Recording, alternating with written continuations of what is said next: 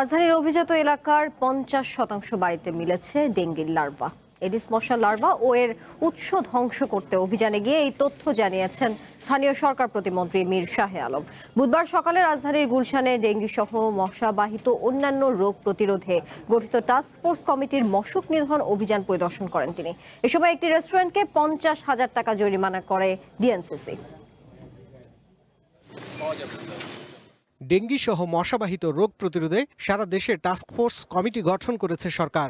এলাকা ভিত্তিক অভিযান শুরু করেছে এই কমিটি। সকালে রাজধানীর গুলশানে অভিযানে নামে ঢাকা উত্তর সিটি কর্পোরেশন। এতে অংশ নেন স্থানীয় সরকার প্রতিমন্ত্রী। এটা গুলতে থাকবে এবং যত লার্ভাগুলো হয় সেই লার্ভাগুলোকে ডিস্ট্রয় করে ফেলবে।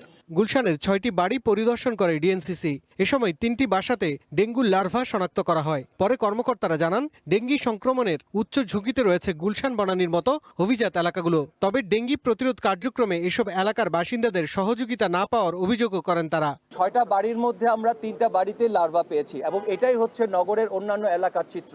আপনার 50%-এর অধিক বাড়িতে আমরা লার্ভাটা পাবো। তো লার্ভা পাওয়ার কারণে আমরা তাদেরকে দণ্ডবিধির 1860-এর 269 ধারা অনুযায়ী জরিমানা করেছি 50,000 টাকা এবং কয়েকটি বাড়ির মালিককেও আমরা জরিমানা করেছি। মাঠ পর্যায়ে আমরা সহযোগিতা একটু পেলো বিভিন্ন হাই রাইজ বিল্ডিং গুলাতে, বিশেষ করে যেখানে হাই রাইজ সেখানে আমরা ঢুকতে অসুবিধা হয়, আমাদের ঢুকতে দেয় না।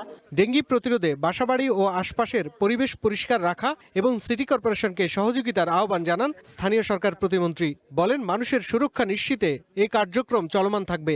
আর এরকম একটি অভিজাত এলাকায় যদি এরকম হয়, অনেক গুরুত্বপূর্ণ ব্যক্তি বা সাধারণ মানুষ আমাদের আক্রান্ত হওয়ার সম্ভাবনা থাকবে। এটা ঠিক অভিযান শব্দটা শুনতে খারাপ লাগে, এটা কার্যক্রম, জনসচেতনতা, জনসম্পৃক্ততা এবং অ্যাডিস মশার উৎসস্থলগুলি, সোর্সগুলি দূরীকরণের জন্য যে কার্যক্রম, এটা আমরা অব্যাহত রাখবো। এদিকে মশক নিধন অভিযান পরিদর্শনে গিয়ে গুলশানের একটি রেস্টুরেন্টকে 50,000 টাকা জরিমানা করেছে ডিএনসিসি। চয়েস নামে একটি রেস্টুরেন্টে লার্ভার উৎপত্তি স্থল পেয়েছি। শাহরিয়ার বাঁধন, ওয়ান নিউজ, ঢাকা।